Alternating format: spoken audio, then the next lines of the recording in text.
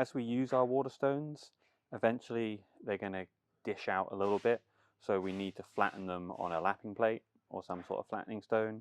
I find it useful to use a pencil and draw a little grid line so we can see roughly where we still need to flatten when we're taking it to the flattening stone. So ends are flat, but there's still that dish in the middle, so I've got to keep going.